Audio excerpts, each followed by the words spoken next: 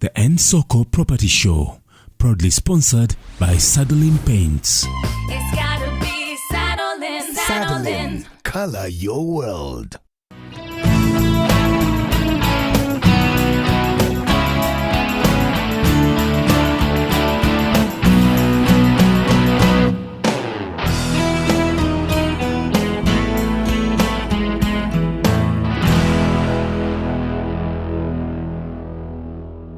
Hello and welcome to the Nsoko Property Show, the show that makes house hunting so much easier for you as you do it from the comfort of your seat. Later on, we have a very interesting discussion on commercial leasing, so keep it here for that. But first of all, let's get rolling with our properties of the week.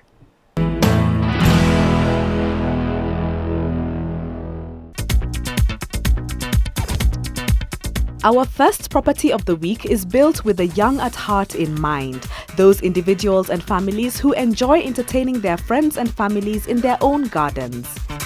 These are the Oyster Village Maisonettes located in Donholm, close to Savannah. Each house has a sizable grassy yard surrounded by a unique wooden picket fence that also makes a suitable base for a hedge. Some houses' gardens face each other, while others face outwards to the perimeter wall. This is the show house, and except for the furniture, you will get everything else that you see. From the attractive Mazera sitting room wall to the colorfully painted dining room wall, and the unique granite windowsills in all rooms that we are coming across for the first time on this show. All doors are wooden except the front door that is reinforced steel with a triple lock mechanism, and a speaker will be added so that you talk to visitors without opening the gate. Next to the front door is a guest cloakroom, next to which is a storage closet under the staircase. The open-plan kitchen allows for a nice breeze to waft across from the garden porch through the lounge area to the kitchen's backyard, thereby freshening the rooms. MDF cabinets with glass panels also open from the dining room side, making them suitable for storing glasses, crockery, and cutlery. The kitchen backsplash is cream with reddish-brown tiles, a few of which have been centrally placed on the kitchen floor to improve it aesthetically. Place your gas cylinder outside in this lockable cage so as to avoid any accidents. A laundry area adjoins the self-contained servants' quarter. Super polished floor tiles have been used because they bounce light off their surface, making a room appear extremely well lit. They have also been used on the staircase, but be careful to wipe any spills as they can get slippery. The staircase is well lit by this large floor-to-ceiling window.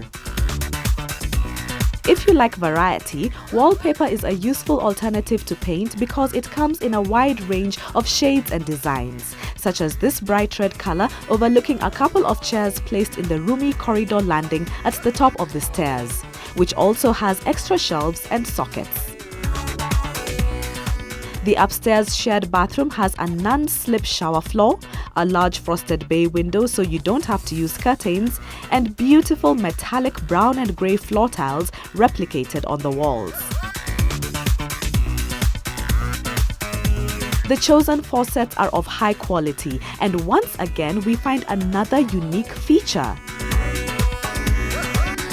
The owners had the name Oyster branded onto each and every tap, shower head, shower cubicle, tower and tumbler holder, and the jacuzzi in the master bathroom so that you really feel special and pampered as the homeowner.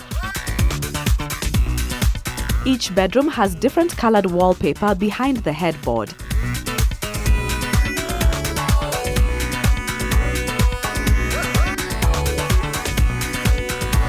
And the master bedroom has bay windows looking out over the garden.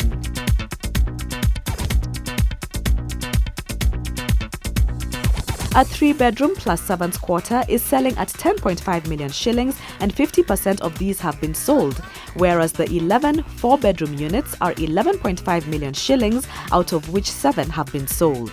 Security will include CCTV cameras, electric fence, guards on patrol, plus lights on each house. The bus and matatu stage is 200 meters away on Donholm Road, with boda bodas also available.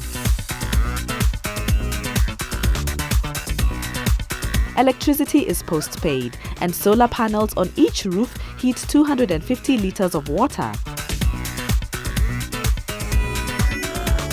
A 20% cash deposit is needed to secure a unit, with cash balances payable in 90 days and mortgages going up to 20 years.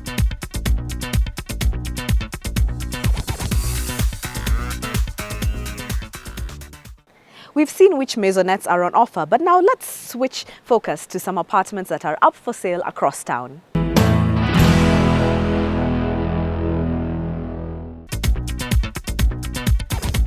From Donholm, we drive across town to arrive in Kilaleshwa 30 minutes later. Here, we find our second property of the week, which is a set of apartments located in a quiet, leafy Kilaleshwa suburb on Siaya Road off Gatundu Road. The target market is middle to upper class, and so far 21 units have been sold with only 3 remaining.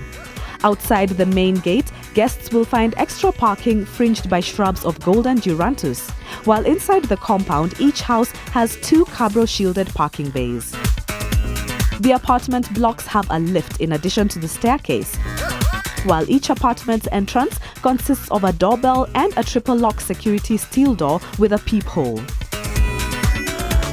The lounge creates a lasting impression thanks to its super polished black and white floor tiles that stand out against the red wall.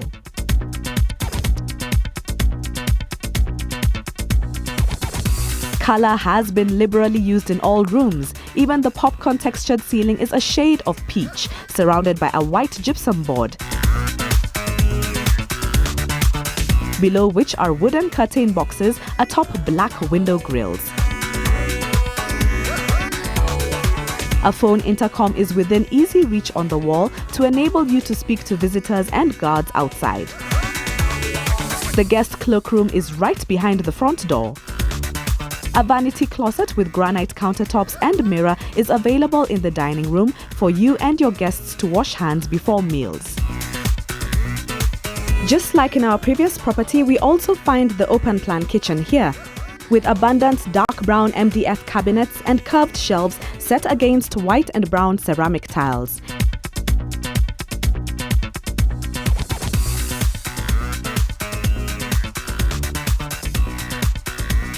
The adjacent Dobie area has a raised work surface that makes washing clothes easier. Next to this is the servants' quarter or DSQ that is well set up with double wardrobes, laminate floor, plus a shower and toilet enclosed in frosted glass walls. An interesting addition to the corridor wall is this wide panel of glass which allows you to see through to the kitchen and which also channels natural light from the kitchen windows into the corridor. The popcorn ceiling and super polished floor are found in all 3 bedrooms, as are the laminate floors, wall brackets with switches, and inbuilt laminated MDF wardrobes with mirrors. Each bedroom has a different color on the walls and ceiling that you may change to suit your taste. Perhaps the most important feature in the bedrooms is this panic button, which allows you to call for help from the security guards in case of emergency. The master bedroom doesn't have the usual 4 flat walls. Instead, some interest has been created by modifying the space next to the wardrobes and before the windows.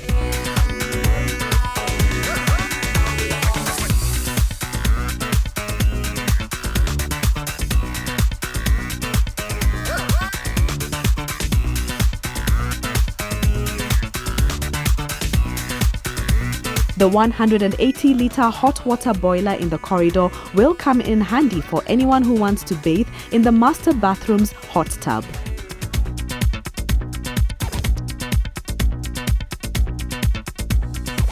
"50,000 litres of water are secured in underground water tanks, with 1,000 litres allocated per house in overhead tanks.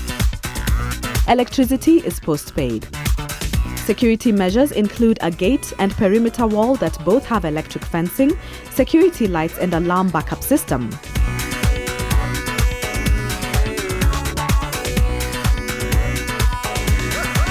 The service charge is 12,000 shillings per month, payable quarterly.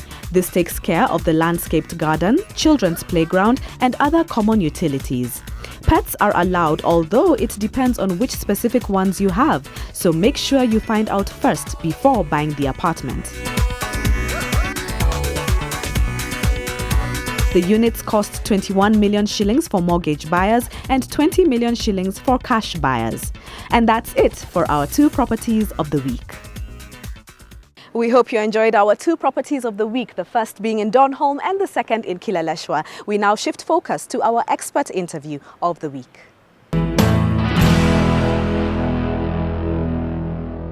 In previous shows, we have discussed a lot to do with residential properties. So today we are taking a different angle and looking at an upward trend that is taking the real estate industry by storm. That is commercial leasing. It is quite a cash cow, and we are going to tell you how you can cash in on it. To discuss this further is Harpreet Ubi. She is a partner at Daily and Figgis. Welcome, Harpreet. Thank you, Janet. What is commercial leasing? Actually, it's exactly that. There is no hard and fast definition of commercial leasing. It is simply the letting out of premises for commercial gain. And this can be offices or shops. You know, whatever your building determines whatever is suitable for that particular purpose. So why should I get into it in the first place? What benefits, what gains are there? Well, as a landlord, you stand to make quite a lot of money from commercial leases. But I would say the benefit really is from the tenant's perspective, because you can rent out a building or a premises suited to your business needs in a location that is suited again to your business needs. You do not have the headache of buying out a property for yourself and having to deal with maintaining that property, because really the landlord ought to look after your premises for you. Well, from a structural perspective, the internal is of course up to the tenant. And you also have security of having other tenants around you. Do I have to be the owner of the building so as to be the landlord? Ideally, yes, but not necessarily. I mean, the owner can sometimes sublet the building to a third party who then becomes the landlord. You've mentioned subletting, but a lot of disputes tend to arise from that. Yes, they do. Although, I mean, I think the most common dispute that arises from a letting is the breach of the covenant to pay rent, where a tenant fails to pay rent on time, or in some cases not at all. You do have other minor breaches, like for example using a property that is ideally for offices and you are running a disco, for example. That is a breach of user. But like I said, the most common disputes will arise from non-payment of rent in most cases. Now, what are the responsibilities of the tenant and the landlord as well? Well, the primary responsibility of the tenant is to pay his rent and service charge on time. The landlord's obligations are to ensure that the property that they are letting out to you is fit for purpose. It is structurally well maintained, and the most important covenant is that they give you peaceable and quiet possession, meaning they don't interrupt your possession of the property. As an investor who's planning to build or buy a commercial property, what are the factors that I need to consider? I think the most important factor to consider is supply and demand. For example, are you putting up a building in an area that has many buildings already? Are you going to be able to let out this building? Or are you putting up a building in an area that is full of residents, for example, where you would say, okay, there's many flats over here, let me put up a shopping center. So one of the things I would consider is supply and demand, and what can I offer to the tenant that the tenant would want to come and be in this building. Are there any different expenses that feature within commercial leasing as opposed to residential? Yes, there are. You see, the difference is in a residential lease, all there is the rent, the payment of rent for your premises. Now, commercial leases encompass a whole lot more that is given to the tenant as opposed to a residential lease.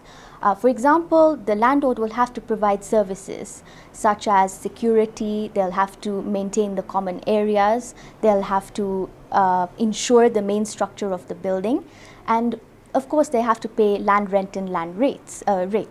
Of course, this then comes into a service charge that the landlord then charges to the tenant to recover the costs of providing these services to the tenant. So in addition to payment of rent for the premises, a tenant will also be expected, in most cases, not all, to pay a service charge to the landlord for provision of these services.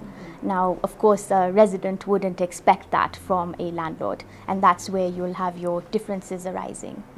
So as a tenant, I should make sure that insurance is included within the service charge. It's not something that you should make sure. It is the landlord's obligation to ensure that the structure of the building is properly insured, but the tenant's responsibility is to ensure the internal of the premises. So it's an obligation that falls on both parties in different respects. I hope you learned something valuable from that interview on commercial leasing. We're taking a short break, but we will be back with a very exciting DIY segment. And which one of you is this week's lucky winner? Keep it here to find out. The Nsoko Property Show, proudly sponsored by Saddling Paints. Color your world.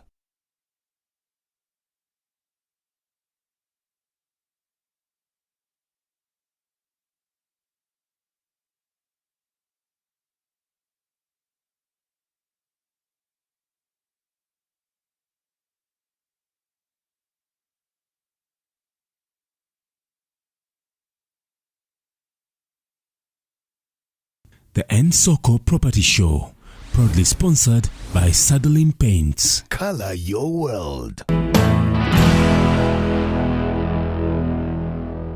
Welcome back. We are glad that you are still with us. In part one, we featured maisonettes in Donholm and apartments in Kileleshwa, followed by an expert interview on commercial leasing. Now we look at the Nsoko Property Guide for those of you who are looking for properties to rent. Next.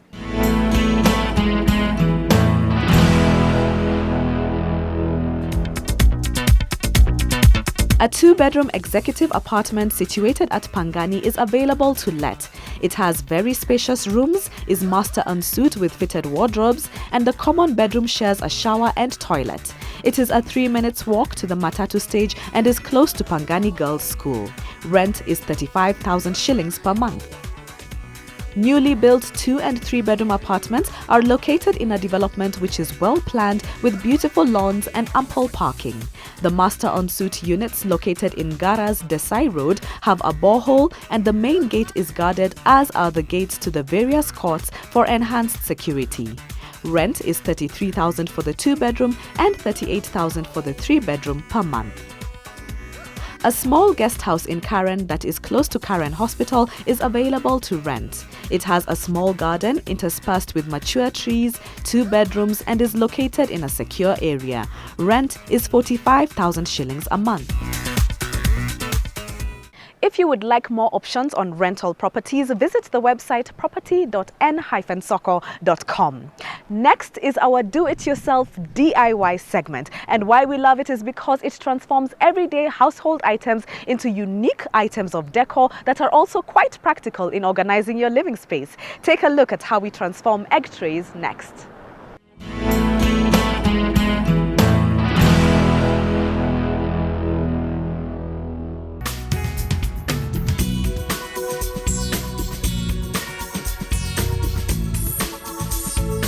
To paint paper egg trays, you'll need the following requirements that are easy and affordable to get from any supermarket.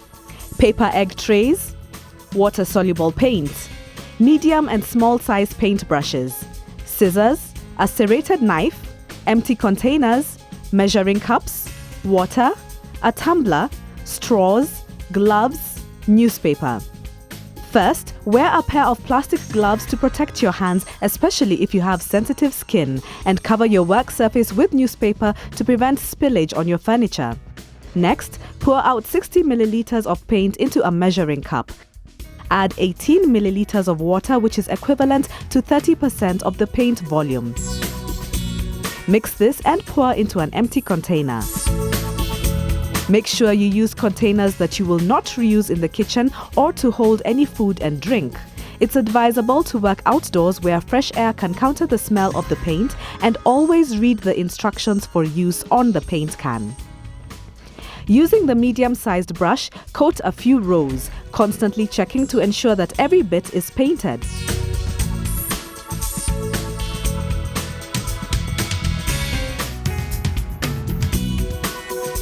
Leave it in the sun to dry. In the meantime, repeat the paint mixing procedure with different colored paints. If you don't have enough brushes, make sure you rinse the paint out before dipping the brush into a different pigment so as to retain its pure tone. Take another carton and using a pair of scissors and serrated knife, cut out individual egg cups. This stage should not be done by children because of the sharp tools. Using the small paintbrush, coat the cups in different designs after trimming them into shapes that, for example, resemble flower petals. Set these aside to dry.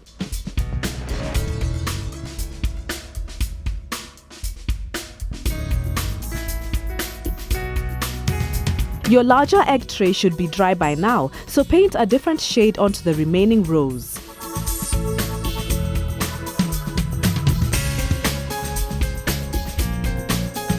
You're at liberty to depict any design you wish, especially if you have many trays to spare. However, please note that you should avoid using egg cartons with egg spillage.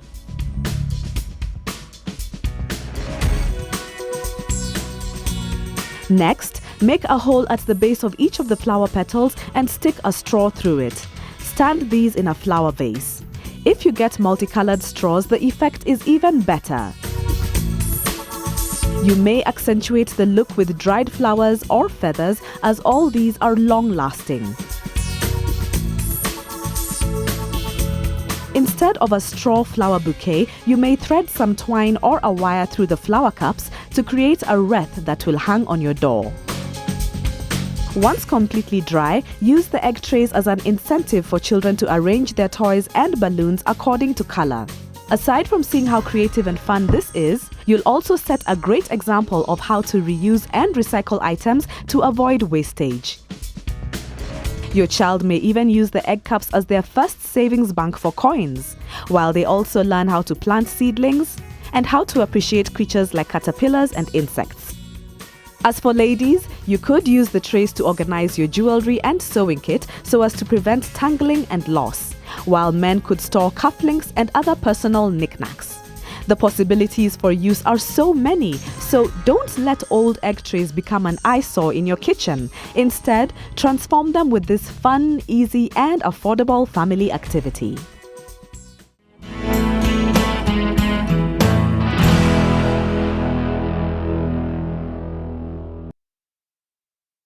We have been running a weekly competition whereby one lucky viewer walks away with a gift hamper just by interacting with us on our Facebook page and posting a home tip. This week's lucky winner is Wilfred Andama Mose, who is in Mombasa and unfortunately could not travel to come and get his gift. In his place is Mercy Mayaka. Now, Wilfred, I know you're watching, so congratulations. Mercy, please share with us the home tip that Wilfred sent. The monthly cleaning of the kitchen. You clean the small and the large appliances such as the fridge, the microwave and the oven, also with the dishwasher. But with the microwave and the oven, you can give it a deep mask where you mix a 1/4 cup of water, a 1/4 cup of salt and 3/4 cup of soda ash. You give it a deep mask and in the morning you just sweep clean. It will be good. And for that, she gets a lovely Sadolin gift hamper and umbrella.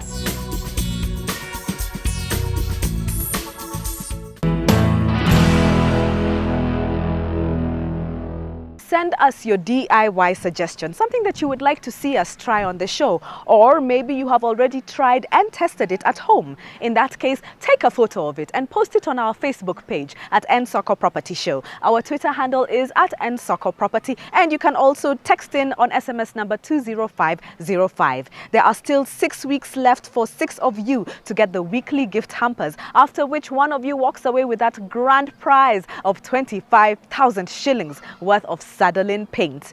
Could it be you? I look forward to hearing from you. See you next week.